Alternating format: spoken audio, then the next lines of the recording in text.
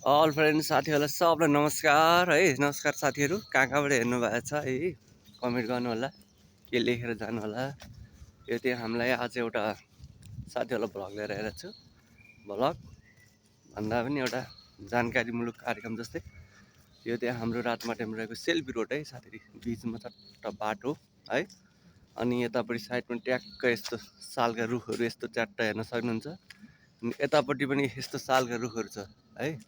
अनि बिचमा यस्तो बाटो छ है। यहाँ चाहिँ टिकटक बनाउन, भिडियोहरू खिच्न एकदम राम्रो छ है साथीहरू।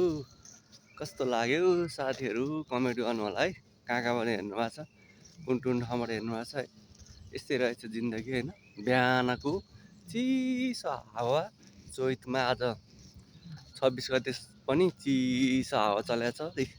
ज्याकेट लाएर हिँड्नुपर्ने अवस्था छ साथीहरू। हेटौँडामा पनि पुरै पानी परेर चिसोमा आछ। बिहानको मौसम यति क्लियर छ है साथीहरू। ल आजलाई यति नै है साथीहरू। अर्को भ्लग पछि लिएर आउँछु है त साथीहरू। ल बाई बाई।